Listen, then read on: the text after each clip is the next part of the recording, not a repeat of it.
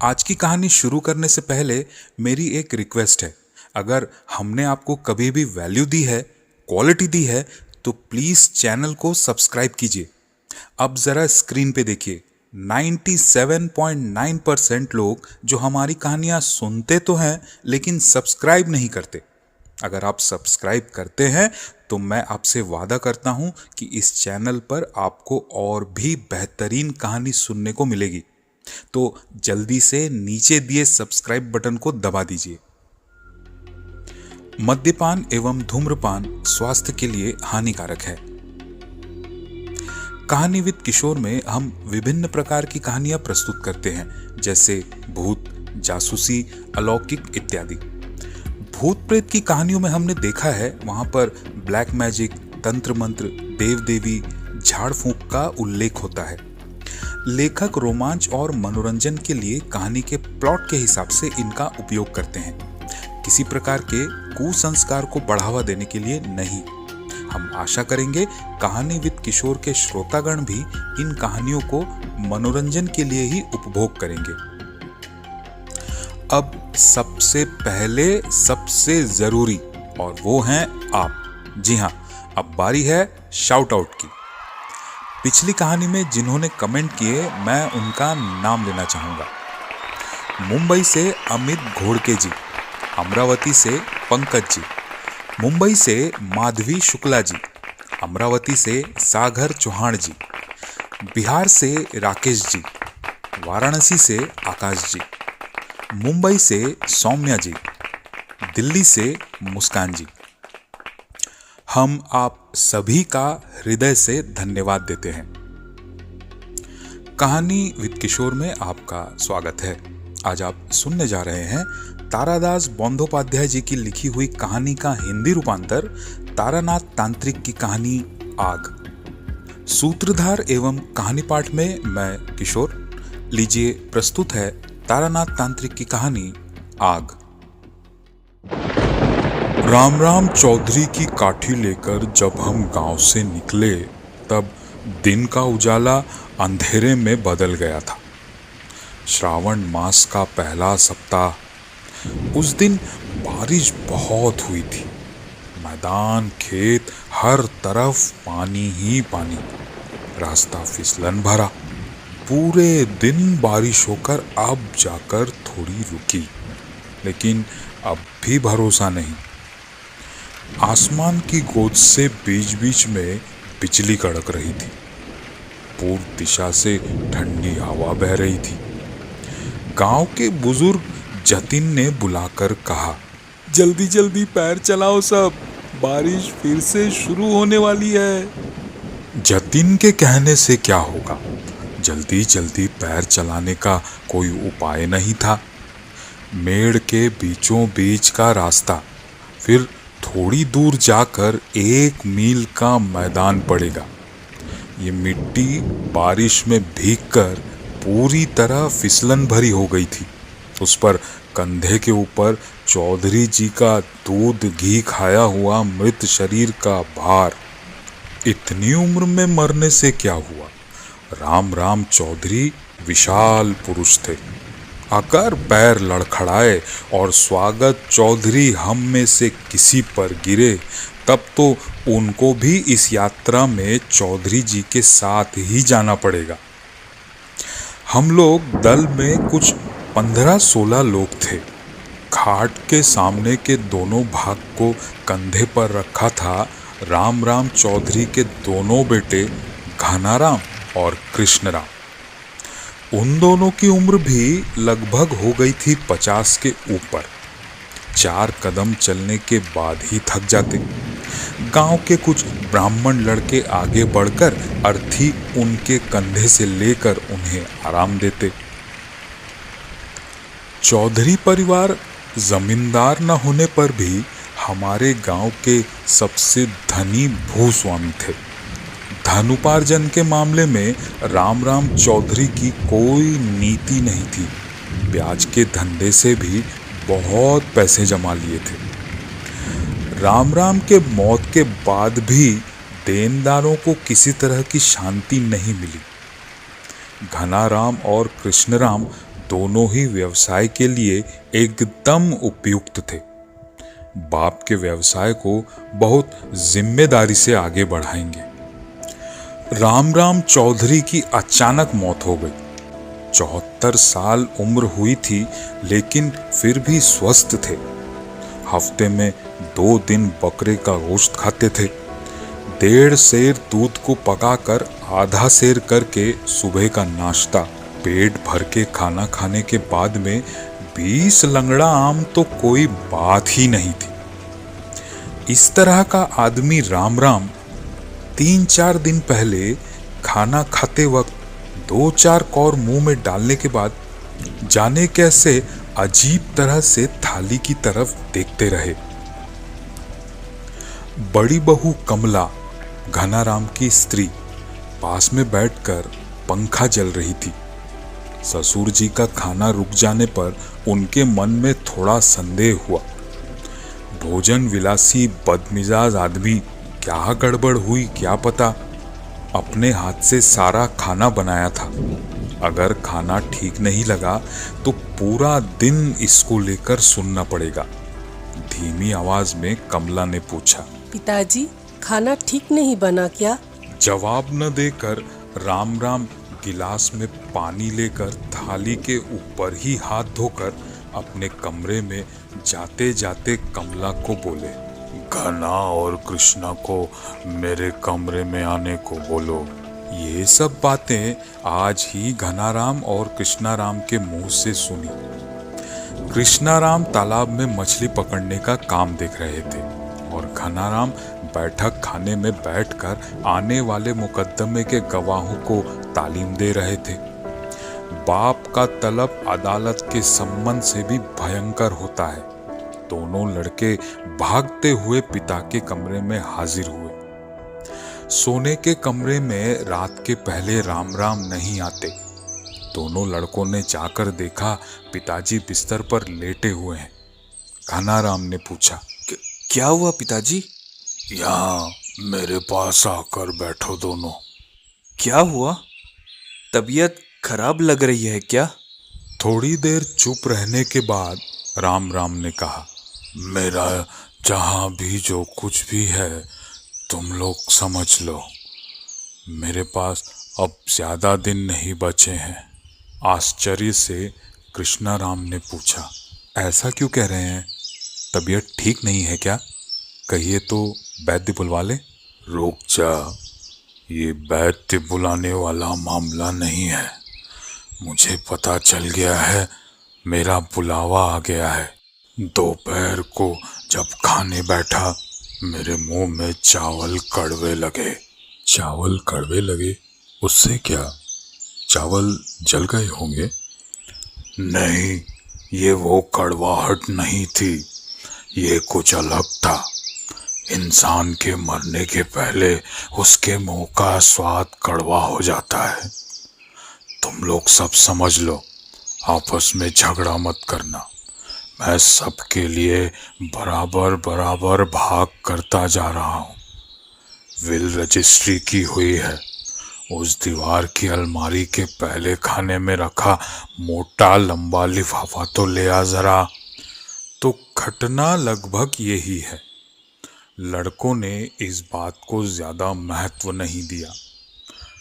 3 दिन के बाद आज सुबह नींद में उनकी मृत्यु हुई। सच कहूं तो लोग दिखाने के लिए थोड़ा बहुत शोक करने पर भी राम राम की मौत से कोई भी बहुत ज्यादा दुखी नहीं हुआ।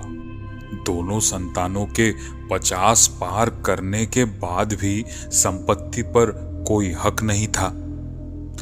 इस उम्र में बाप के अधीन रहना बहुत तकलीफदायक है।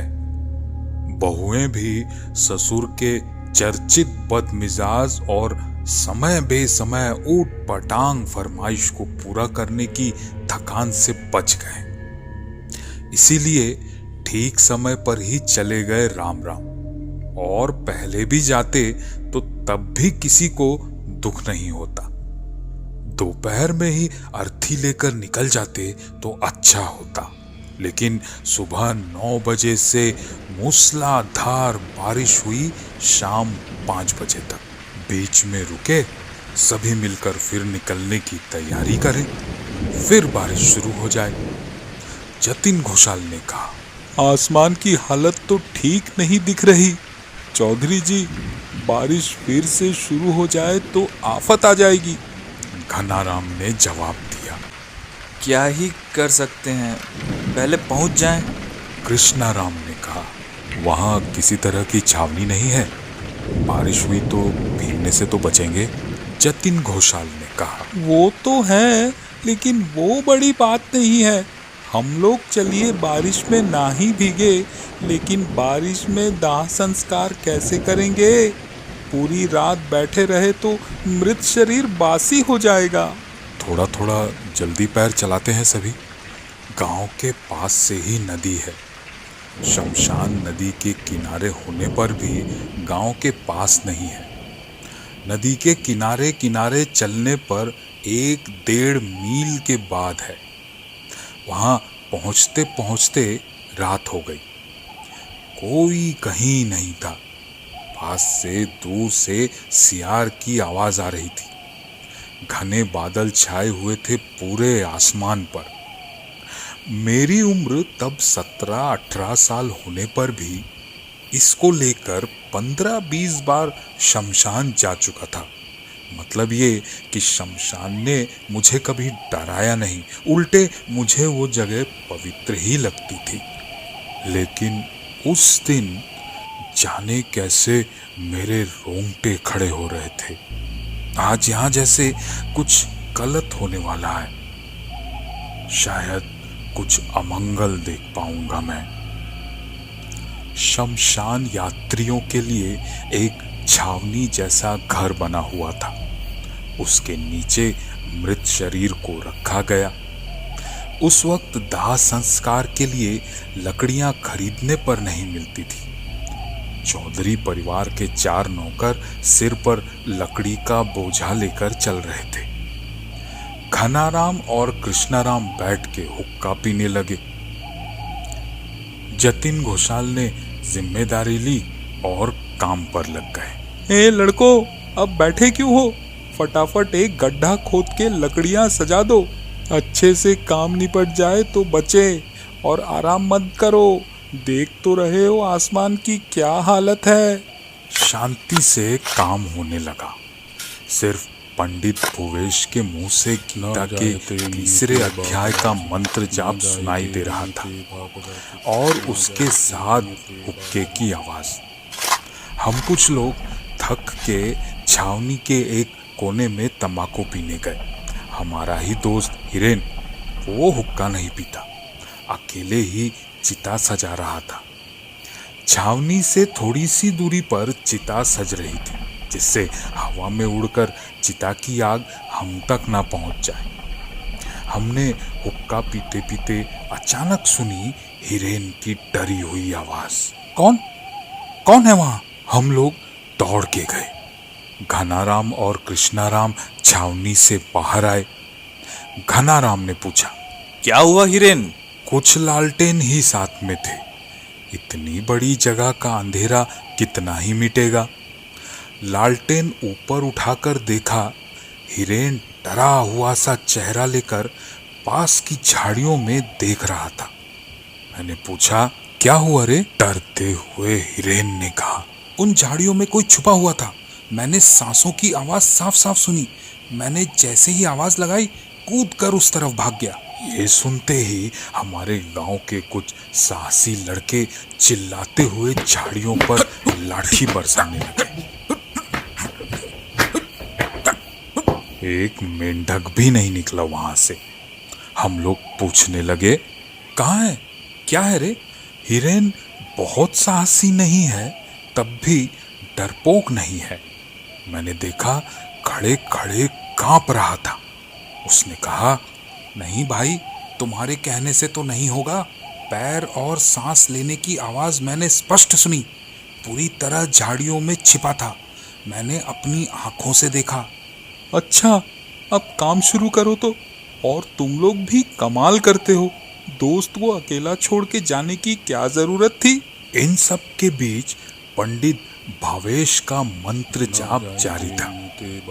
शांत बैठ के एक ही भाव में मंत्र गुनगुना रहे थे। घनाराम और कृष्णाराम पिता के लिए क्रियाकर्म करने लगे।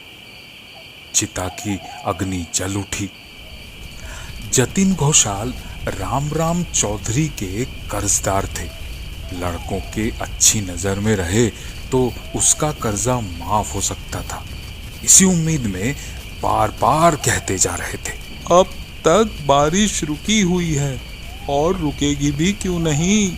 इतने बड़े आदमी, उनके अंतिम कार्य में क्या भगवान बाधा देंगे? उफ, पूरे गांव में अंधेरा हो गया। ऐसे इंसान और नहीं आएंगे। जंगल में दूर एक सियार बुला रहा था। नम हवा उमस बढ़ा रही थी। चौधरी भाइयों के हुक्का गुड़गुड़ाने की आवाज आ रही थी बस।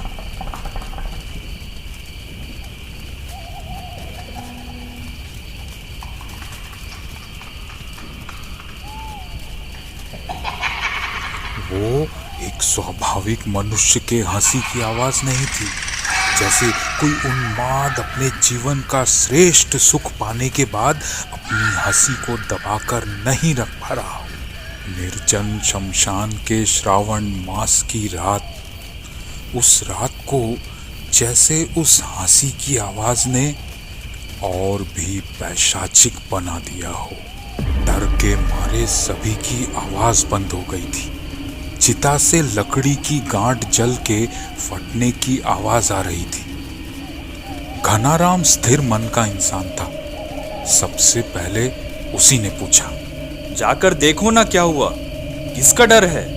चलो तो मैं भी चलता हूँ, लालटेन लाओ।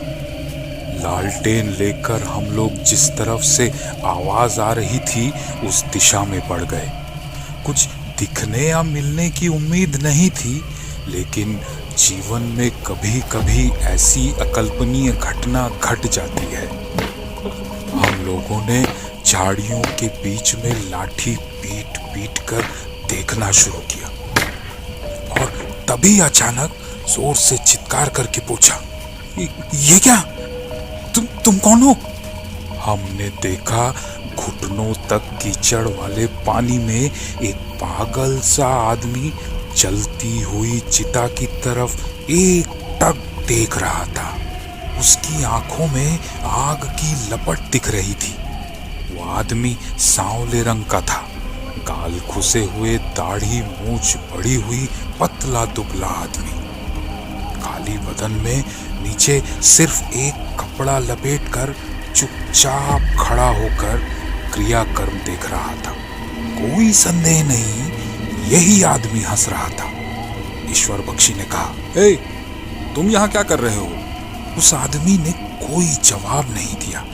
दूर खड़े कृष्णाराम ने पूछा, उन झाड़ियों के बीच में खड़े होकर क्या बातें कर रहे हो? कौन है वहां? खींच के बाहर लेकर आओ तो।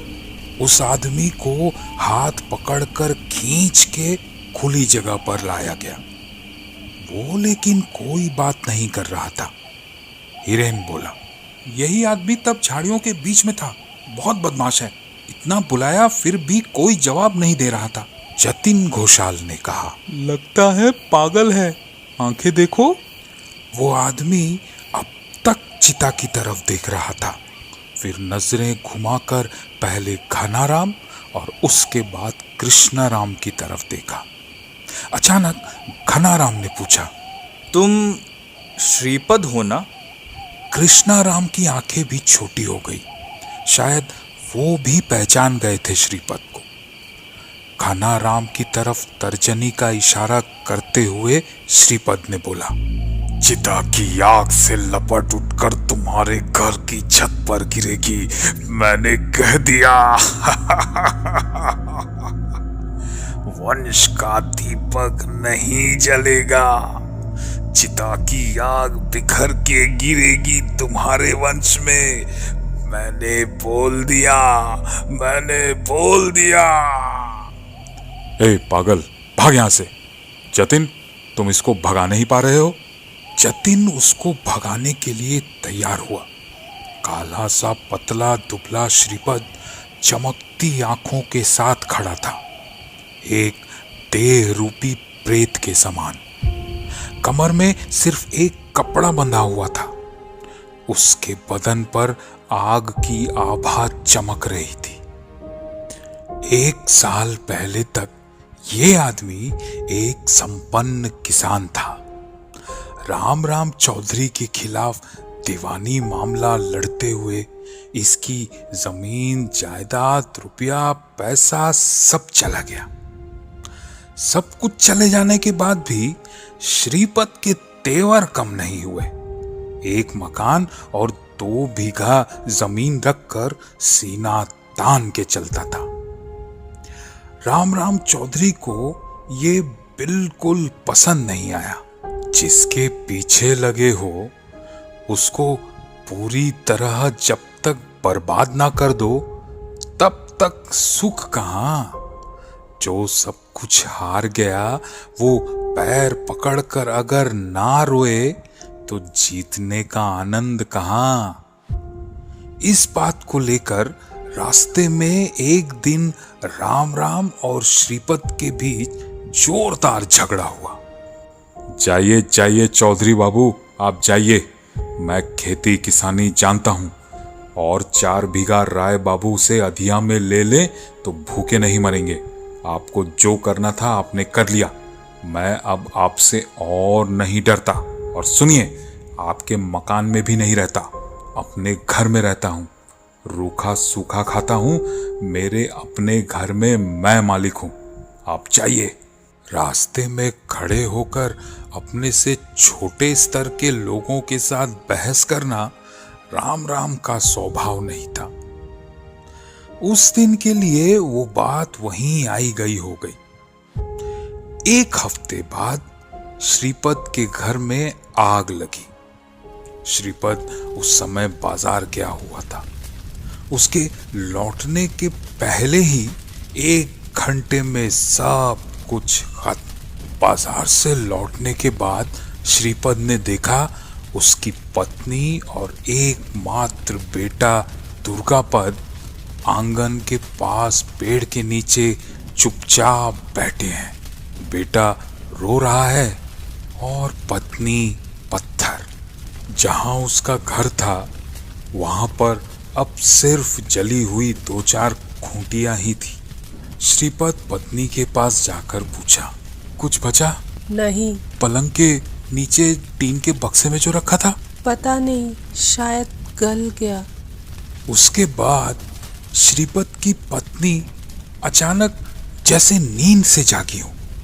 अपने चारों तरफ देखा, जैसे उसे अभी पता चला उसका पति उसके सामने आकर खड़ा है। कहीं एक खास जगह बिना देखे उसकी बीवी ने सूखे गले से बोला, कितनी भयंकर आग! उफ, सब जल रहा था। श्रीपद की पत्नी पागल हो गई। टीन के बक्से में उसकी गोद भराई के थोड़े बहुत गहने रखे हुए थे। उसके जैसी स्थिति वाले इंसान के साथ ये शोक का कारण हो सकता है, लेकिन उस पर भी अपना रहने वाला घर अपनी आंखों के सामने पूरी तरह जल के राख होते हुए देखा। उसके लिए ये धक्का संभालना बहुत ही कठिन था। श्रीपद रहता तो क्या होता, कहा नहीं जा सकता। इसके कुछ दिन बाद तक श्रीपद की पत्नी बिना कुछ बोले चुपचाप एक जगह बैठी रहती थी या कभी कभी बोलती थी, कितनी भयंकर आग! उफ, सब कैसे जल रहा है देखो। उसके मायके के लोग उसको और उसके बेटे का इलाज कराने ले गए। श्रीपद की पत्नी मायके से कभी वापस नहीं आई। कुछ दिन बाद उसकी खबर आई। वो नहाते वक्त नदी में डूब गई। आफत एक बार आनी शुरू हुई तो बार बार आने लगती है। पत्नी की मौत के बाद श्रीपद को खबर मिली कि हैजा महामारी के कारण पूरे मामा के परिवार के साथ उसके बेटे की भी मौत हो गई है। जो श्रीपद कुछ महीने पहले एक हंसता खेलता खुश रहने वाला आदमी था, दिन में खेती किसानी और रात में शौक से नाटक मंडली में गाना गाता था, जिस आदमी के घर में गाय, खेत में धान और घर में एक सुशील पत्नी और एक फूल सा बच्चा था, वो इंसान किस्मत की आश्चर्यजनक मार से मरे हुए पेड़ की तरह एकदम सूख गया। उसकी पत्नी और बेटे की मौत के पीछे राम राम चौधरी का प्रत्यक्ष रूप से हाथ नहीं था, अगर रहता भी तो। लेकिन श्रीपद ने ये मन ही मन मान लिया कि इन सब के पीछे राम राम चौधरी ही प्रत्यक्ष रूप से उत्तरदायी है। श्रीपद उठा भी नहीं, खेत में भी नहीं गया, कैसा पागल जैसा हो गया। पूरा दिन नदी के किनारे बैठ के पता नहीं क्या बक बक करता रहता, इसके उसके घर खाने को मांगता। पहले जमाने के गांव में चावल की कमी नहीं थी, श्रीपद को सभी चाहते थे, खाने को भी देते थे। धीरे धीरे उसकी जमीन हथियाली गई, गाय हल दूसरे लोग ले गए। आजकल श्रीपद गांव का एक जाना पहचाना पागल है। सभी दया करते हैं, खाने को भी देते हैं, लेकिन समय के साथ साथ गांव के लोगों की दया भी कम हो गई। यही नियम है, इंसान ऐसा ही है। कुछ भी भूला नहीं था श्रीपद। आज के मामले में यही समझ में आया। उसके अव्यवस्थित मन में कहीं इस हाहाकार का सुर अनवरत बज रहा था। अचानक घनाराम का उत्तराधिकारी बनने वाला खून गर्म हो गया। भारी गले से धमकाते हुए बोला, चुपचाप नामर्दों की तरह क्यों खड़े हो? जतिन, मेरे पिताजी की चिता जल रही है और ये पागल ऊट पटांग कुछ भी बक रहा है। लड़कों को बोलो ना, इसको धक्का मार के भगा दे।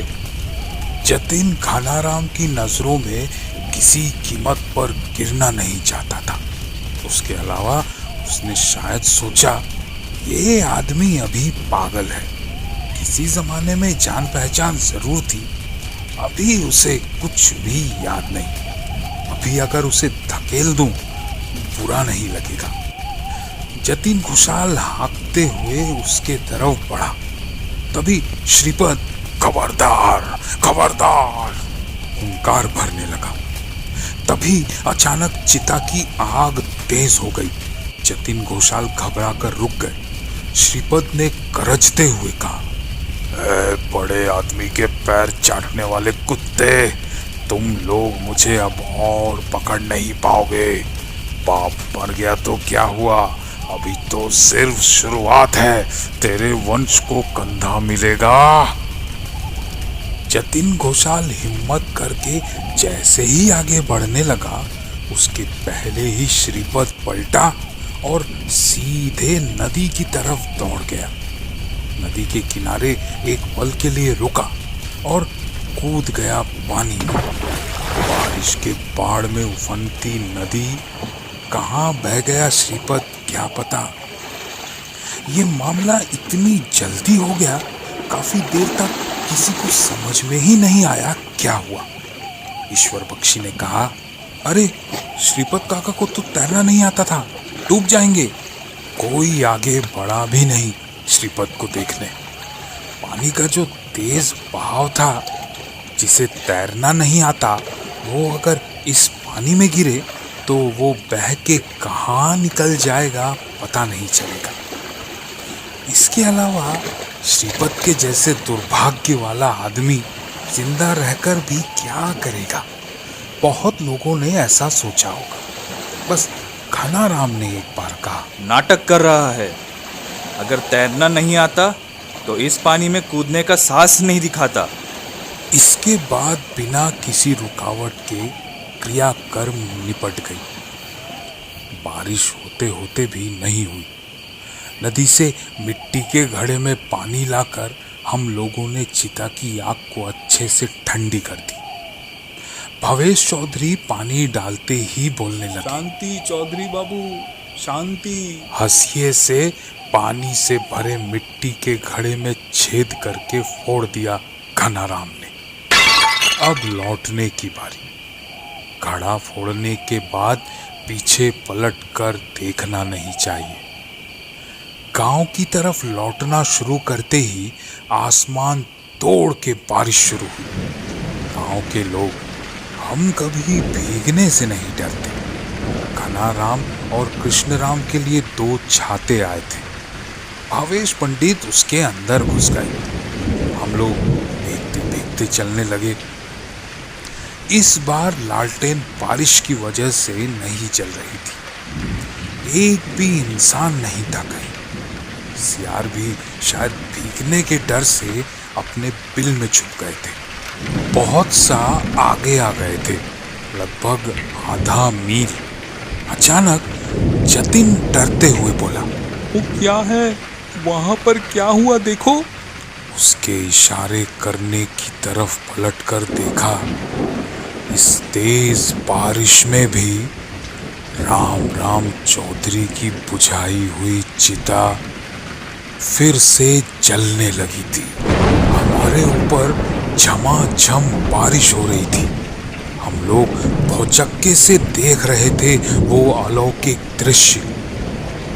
जिस तरीके से हम लोग आग बुझाकर आए थे, उस पर आग फिर से जलने की संभावना थी ही नहीं।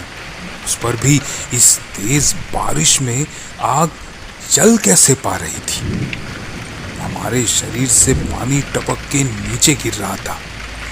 इतना भीग गए थे कि लग रहा था सूखने में 2 दिन लग जाएंगे। कितनी देर उस तरह खड़े रहते पता नहीं। तभी अचानक भवेश पंडित ने कहा, कृष्णराम चलो, ऐसे रास्तों पर रुकना ठीक नहीं। भगवान का नाम लो, वो सबका मंगल करेंगे। चौधरी निवास पहुंचकर हम सभी नीम की डंगाल दांत से काटकर लोहा छूकर शुद्ध हुए। इतनी रात में इस बारिश में कोई अपने घर नहीं लौटा। चौधरी के घर के बैठक खाने में बैठकर तरह तरह की बातें होने लगी। रसोई घर से शमशान यात्रियों के लिए औरतें अलग अलग कांसे की बर्तनों में दूध, केला, गुड़ और चिवड़ा भेज दिए फलाहार करने के लिए। कुछ देर बाद घनाराम बैठक खाने में आकर बैठे।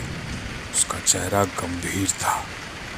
जतिन घोषाल समय देखकर कुछ बोलना चाह रहे थे, लेकिन उन्हें देखकर चुप हो गए। घनाराम बीच में सिर्फ कह रहे थे, अच्छा, पिताजी की चिता फिर से कैसे जल गई पंडित जी? कुछ बता पाएंगे? भवेश पंडित उत्तर दिए, भगवान को याद करो, कोई प्रश्न मत करो, बस उन पर विश्वास रखो। कुछ दिन बीत गए।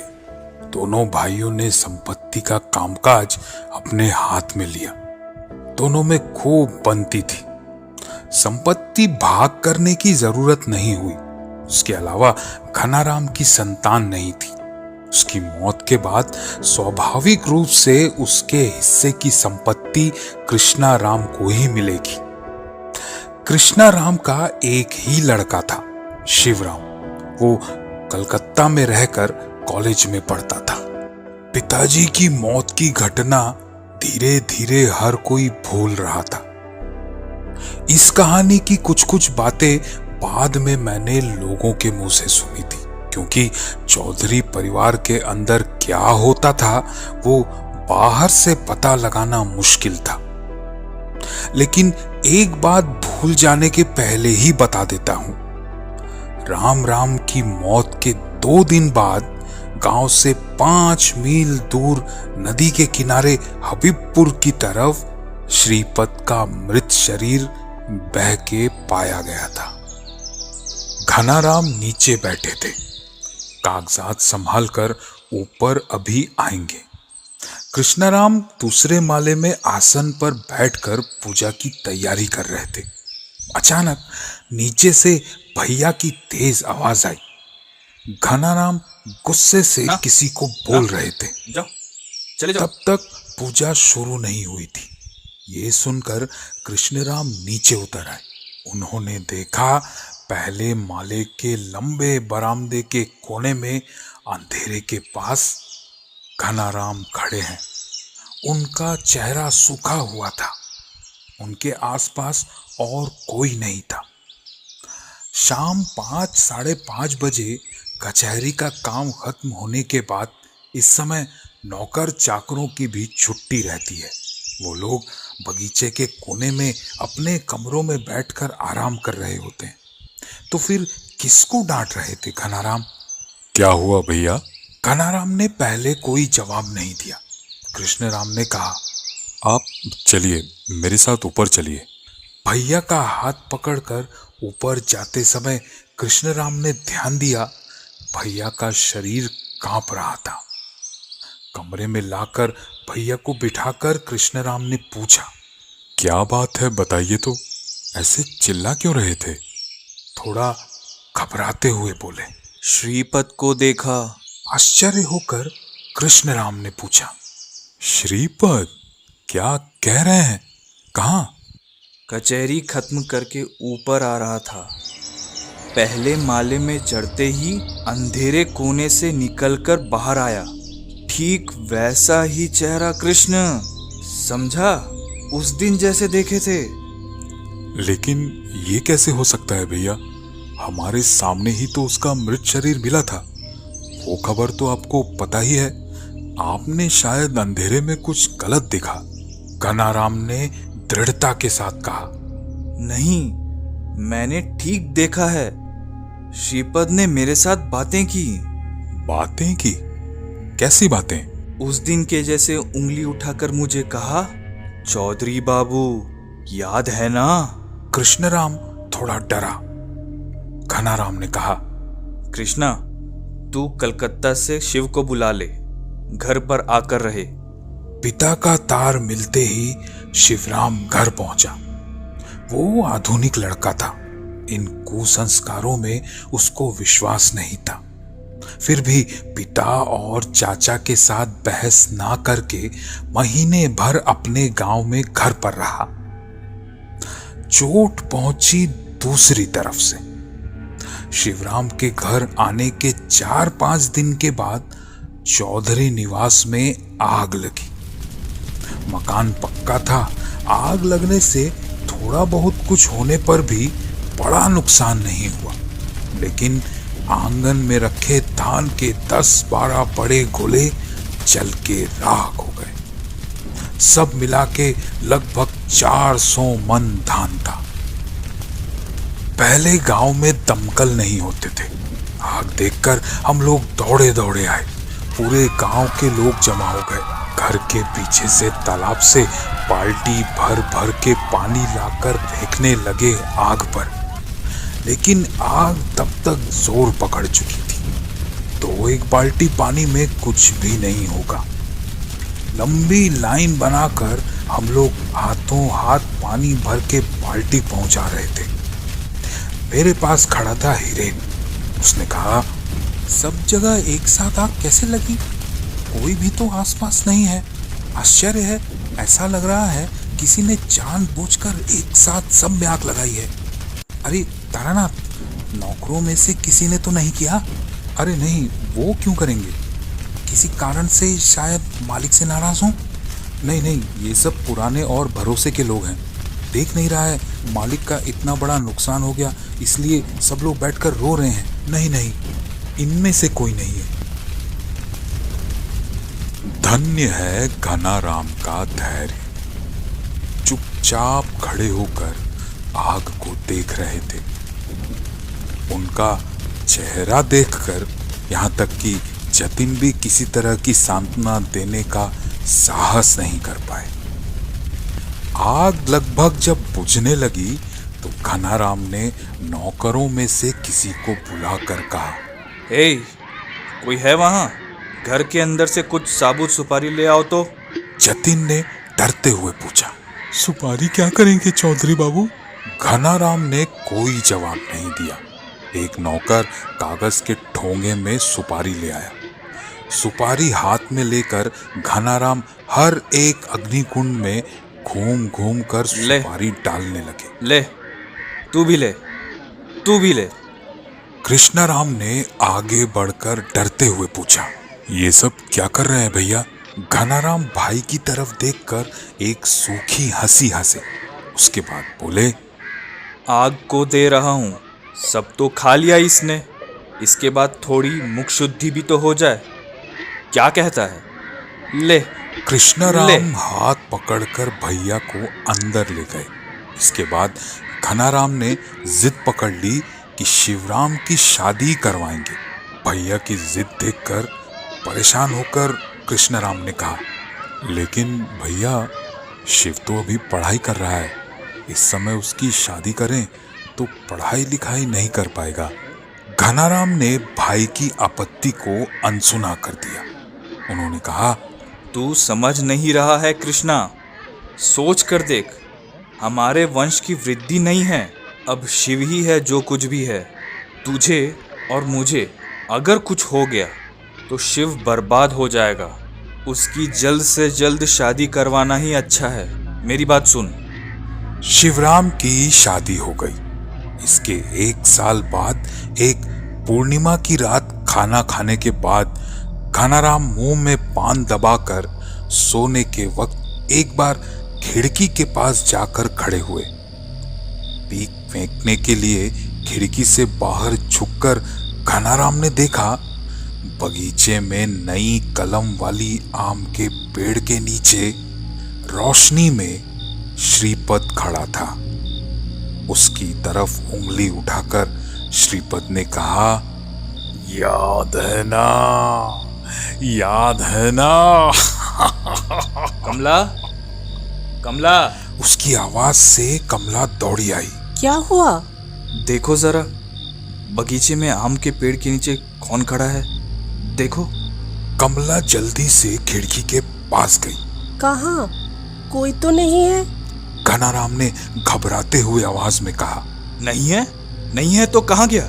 मैं सच कह रहा हूँ, विश्वास करो, यहीं पर था। कौन?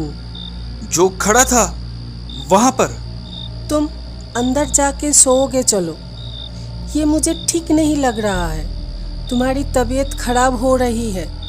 तुम अंदर चलो, चलो, मैं तुमको सुला दूं।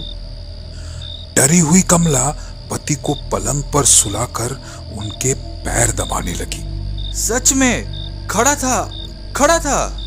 उस दिन थी शुक्ल त्रयोदशी।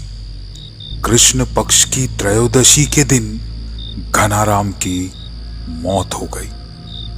मात्र 53 साल की उम्र थी उसकी। कृष्णाराम डरे कि नहीं पता नहीं, लेकिन एकदम उदास हो गए। समय बीतने लगा। 2 साल बाद शिवराम को एक लड़का हुआ। उस समय मैं गांव में था नहीं, साधु सन्यासियों के साथ शमशानों में घूम रहा था। इसी समय बीरभूम के एक शमशान में मातू पगली के साथ मेरी मुलाकात हुई थी। वो कहानी तो तुम जानते ही हो। घनाराम के मरने के बाद 10 साल तक और कोई घटना नहीं घटी चौधरी निवास में। परिवार और गांव वाले सभी ने पहले की सभी घटनाओं को समाप्त मान लिया था। कृष्णराम की उम्र अब 60 हो गई थी। एक दिन दोपहर को बैठ के कुछ कागजात देख रहे थे। 2:30 या 3 बज रहे होंगे। चारों तरफ सन्नाटा पसरा हुआ था चैत्र मास की दोपहरी में। उसके 8 साल का नाती बलराम ने आकर कहा, दादाजी, आपको एक आदमी ढूंढ रहा था। कौन? कहाँ? बाहर। आपका नाम लेके पूछ रहा था। कृष्णराम ने थोड़ा हैरानी से पूछा। जा मेरे पास लेके आ। तेरे मामा के घर से तो नहीं है ना? नहीं, उन सबको मैं पहचानता हूँ। एक भिखारी के जैसा गंदे कपड़े पहना था। कृष्णराम ने आश्चर्य से पूछा। भिखारी मेरे नाम से मुझे ढूंढ रहा था? हाँ, वो काला सा नंगे बदन था। आंखें देख के डर लगता था। मुझे देख के उंगली उठा के वो आदमी बोला, कृष्णराम को जाके बोलो, उसे याद है ना? और हाँ, उसने अपना नाम बताया, श्रीपद। श्रीपद याद है कि नहीं पूछना। वो आदमी कौन है दादाजी? घबराए हुए अपना काम वहीं छोड़ कृष्णराम नाती को गोद में उठाकर अंदर के कमरे में चले गए। 1 महीने के अंदर दिल की बीमारी से कृष्णराम की मृत्यु हो गई। गांव की खेती बाड़ी मजदूरों के हाथ सौंपकर अपनी पत्नी, बच्चे और मां को लेकर शिवराम कलकत्ता चला गया। वहां उसकी अच्छी नौकरी थी। आधुनिक जमाने का लड़का था। खेती बाड़ी से उसे कुछ विशेष लगाव नहीं था। साथ में कमला भी गई। कृष्णराम के परलोक सिधारने के बाद 10 साल तक सब कुछ शांत रहा। कहानी सुनाते वक्त 10 साल बोलने में भले ही एक पल का समय लगता हो, लेकिन 10 साल काटने में ठीक 10 साल ही लगते हैं। इस लंबे समय में पारिवारिक अभिशाप की याद धूमिल होती गई। इंसान दुख की घड़ियों को भूलने की ही कोशिश करता है। बलराम अब 16 बरस का हो गया था। शिवराम की उम्र लगभग 40 है। कलकत्ता में जिस मकान में वो किराए पर रहता था, उसके तीनों तरफ कमरा और बीच में आंगन था। आंगन के बीचों बीच एक पानी की टंकी थी। बर्तन धोना, कपड़े धोना, नहाना इत्यादि काम वहीं पर होता था। वहां से कमरे में जाने के लिए ऊंची ऊंची सीढ़ियां थी। कमला और शिवराम की पत्नी की अब उम्र हो गई थी, इसीलिए उन्हें चढ़ने में दिक्कत होती थी। शिवराम ने 3-4 मजदूर मिस्त्री बुलाकर पुरानी सीढ़ियों को तोड़कर नए सिरे से बनाने का काम दिया। उस दिन उसके ऑफिस में जरूरी काम था, नहीं जाए तो नहीं चलेगा। ऑफिस से शाम को लौटने के बाद शिवराम ने देखा कि मरम्मत का काम पूरा हो गया था। बलराम ने पूछा, आपको लौटने में देरी हो गई पिताजी? आज बहुत काम था। अच्छा, मिस्त्री सब कहाँ गए? काम खत्म करके नाश्ता करने गए हैं। मैंने कह दिया है, आप आए तब आना। अच्छा किया। तू ऊपर जाकर एक लालटेन तो ले आ, हाथ मुंह धो लेता हूँ। बलराम के ऊपर जाते ही मजदूरों से एक आदमी वहां आकर खड़ा हुआ। शिवराम ने आंगन से ही पूछा, मजदूरी कितनी देनी है, बता दो। वो आदमी खाली बदन में था। कमर के पास जैसे तैसे एक कपड़ा लपेटा हुआ था। जलती हुई आंखों से उसे देखते हुए कहा, मैं याद हूं ना, याद दिलाने आया हूं बाबू।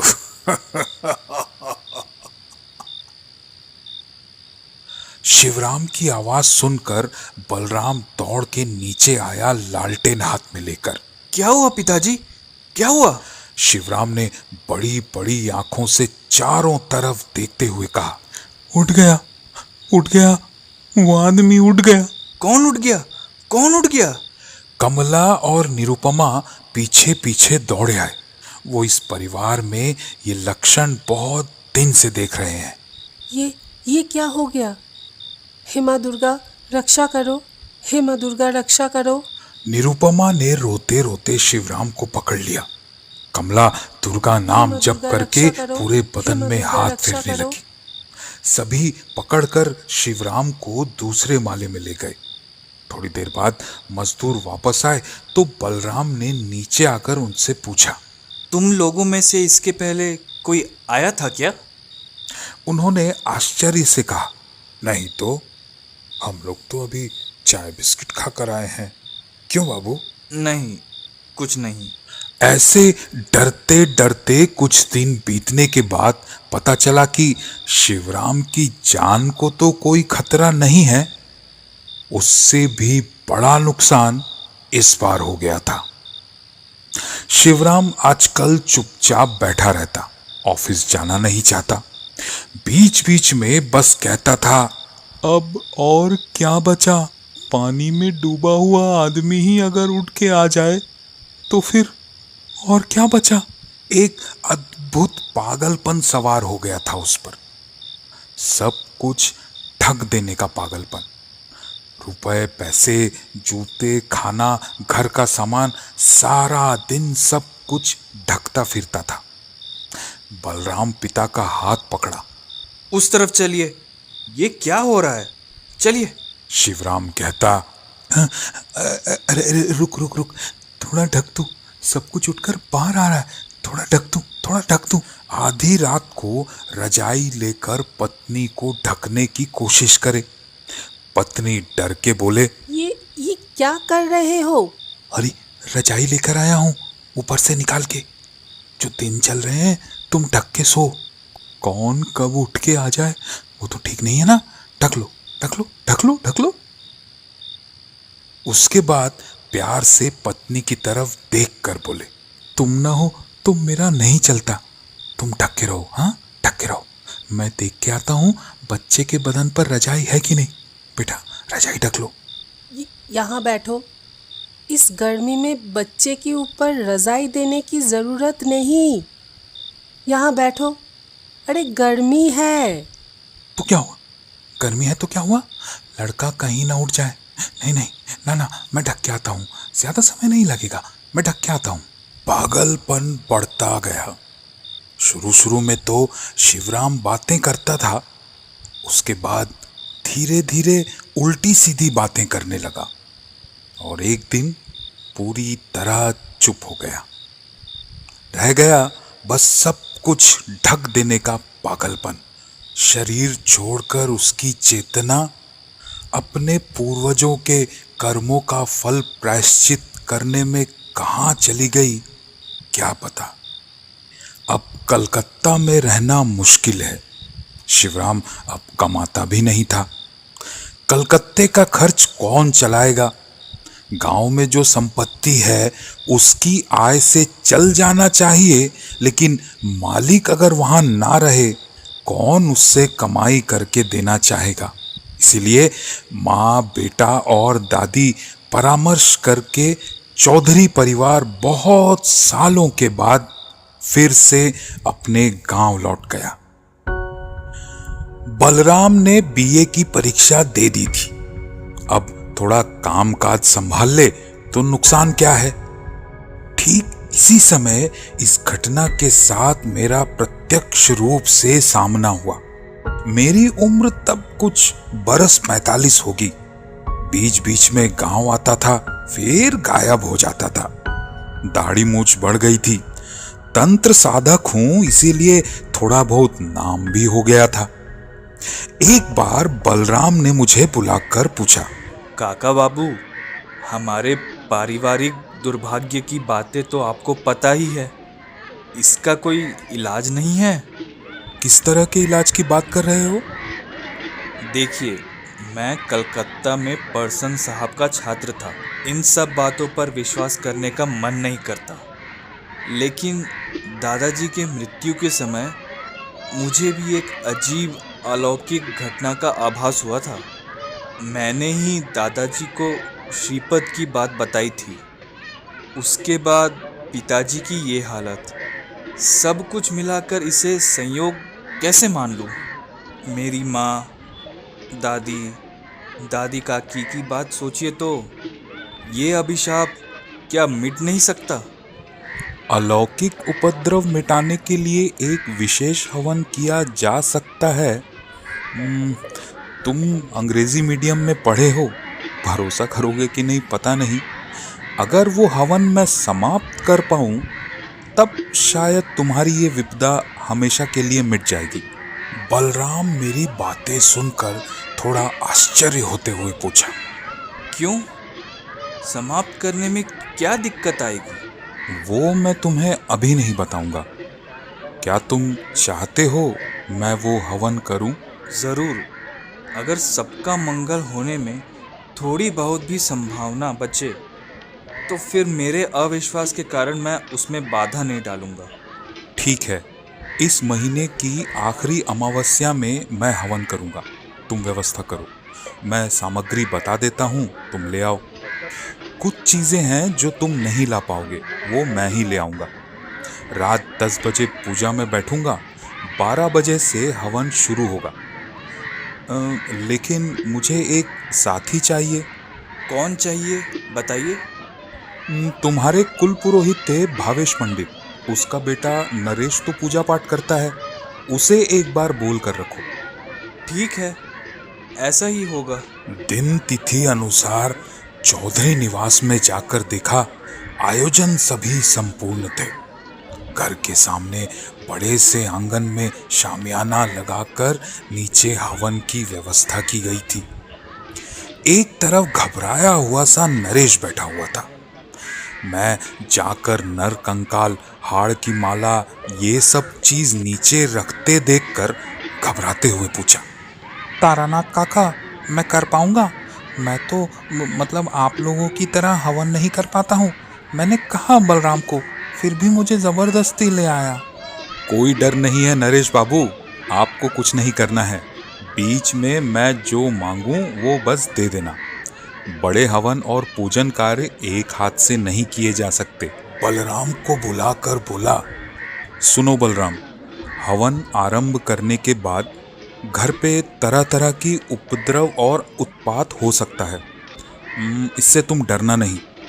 स्थिर होकर एक जगह बैठकर भगवान का नाम लेना। विरुद्ध शक्ति चेष्टा कर सकती है जिससे मैं हवन समाप्त न कर पाऊं। पूजा शुरू करके बंधन और आसन शुद्धि किया ही था कि घर की छत पर एक धड़ाम से भयंकर आवाज हुई। बलराम दौड़ के देखने गया, क्या हुआ? लौटकर आकर बोला, अजीब बात है, एक बड़ी सी ईंट जाकर गिरी है छत पर। अच्छा, इतने ऊंचे घर की छत पर ईंट फेंक के मारना क्या आसान है? मैंने तब तक घट स्थापना करके मंगल भैरव का ध्यान आरंभ कर दिया था। भैरव को सामान्य अर्घ देने के समय घर से लगे हुए विशाल बरगद के पेड़ से बहुत से कौवे चिल्लाते हुए चारों तरफ उड़ने लगे। ये बात सुनने में तो सामान्य लग रही होगी, लेकिन जिसे अनुभव नहीं वो नहीं समझ पाएगा कि रात 11 बजे हजारों कौवे सर के ऊपर उड़ने लगे तो कैसा लगता है। उस अमावस्या की काली अंधेरी रात उड़ते हुए कौवों की आवाज से भर गई। ये सब अशुभ संकेत देखकर घर की औरतें बरामदे में बैठकर डर के रोने लगी। मेरा मन बार बार पूजा से भटकने लगा। बीज मंत्र उच्चारण करते करते ध्यान लगाने की कोशिश कर रहा था। पूजा खत्म होने को आ रही थी। इसके बाद भैरव की आरती करूंगा, उसके बाद हवन होगा। पहले दीप, उसके बाद धूप धूनी की आरती। नर कपाल में शव के कपड़े से लाए हुए धागे से बाती बनाकर तेल डालकर दिया जलाया। नरेश आंखें फाड़ कर पूजा की प्रक्रिया देख रहा था। उससे कहा, धूप धूनी तैयार करो, इस बार धूनी की आरती करूंगा। दीप की आरती चल रही थी। नारियल के छिलके के गुच्छे बनाकर उसमें बहुत सी धूनी छिड़कते ही धुएं का गुबार उठने लगा। उसके बाद आतंक से चित्कार कर उठा नरेश। मैंने पहले ही बोला था, मैं नहीं रहूंगा। धोनी की प्रबल सुगंध के जगह सड़ी गली मरी बदबू पूरे तरफ फैल गई थी। जो नरेश की चीत्कार से मामला क्या है देखने के लिए आगे आ रहे थे, वो नाक को कपड़े से दबाकर पीछे हट गए। बिजली की रफ्तार से चारों तरफ फैल गई मरी सड़ी गली बदबू। औरतें रो रही थी। नरेश एक तरफ हट गया। दूसरे माले से शिवराम बोल उठा, ढक दे, सब कुछ ढक दे, ढक दे, सब कुछ ढक दे रे, ढक दे। दीप रखकर भैरव का ध्यान करके एक रक्त मंदार धुनी में फेंक दिया। उसी समय उस दुर्गंध को हटाकर धुनी की खुद की सुगंध फैल गई वातावरण में। धीरे धीरे नहीं हुआ, जैसे किसी ने जादू से एक मुहूर्त में हर जगह एक ही समय पर दुर्गंध को सुगंध में बदल दिया। बलराम सूखा हुआ चेहरा लेकर खड़ा था। देखकर लग रहा था उसका अविश्वास विश्वास में बदल रहा था। मेरी तब एक ही चिंता थी, हवन पूरी होगी तो। पूजा खत्म करके हवन के पास रेत के ऊपर योगिनी मंडल तैयार किया। हाड़ की माला गले में पहनकर बैठा और शुरू किया हवन। बीज मंत्र उच्चारण करके आहुति देना शुरू किया। नरेश बैठ के एक एक चीज बढ़ाकर दे रहा था।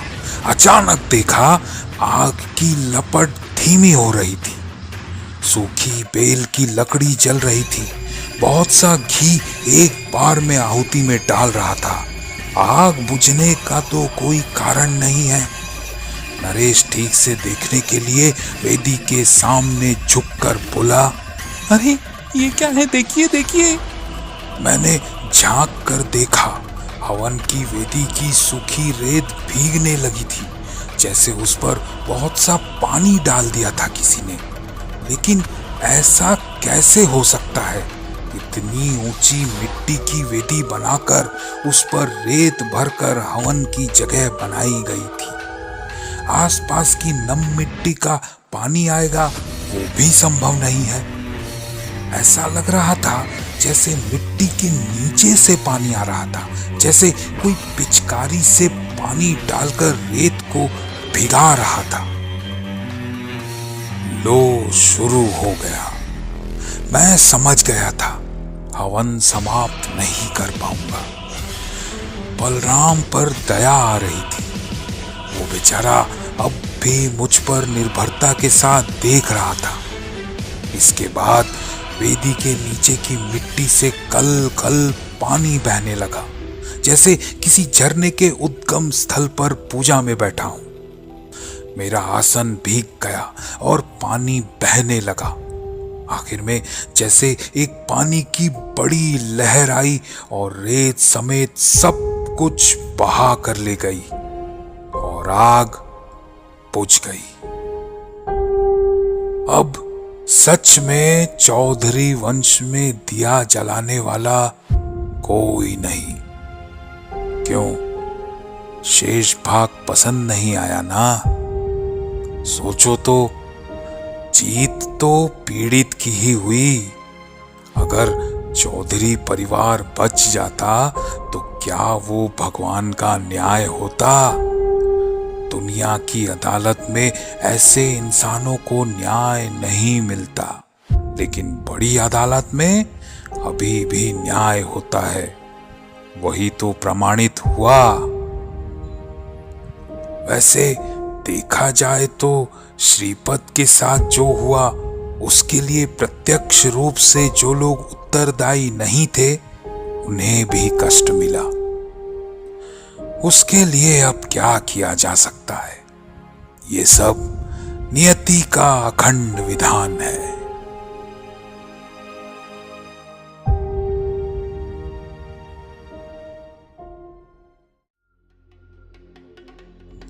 आप सुन रहे थे तारादास बंदोपाध्याय की लिखी हुई कहानी का हिंदी रूपांतर तारानाथ तांत्रिक की कहानी आग। कहानी आपको कैसी लगी हमें कमेंट सेक्शन में जरूर बताइएगा। और हाँ, सब्सक्राइब का बटन नीचे है, उसे याद से दबा दीजिएगा। मिलते हैं अगली कहानी में, तब तक के लिए कहानी विद किशोर की ओर से नमस्कार।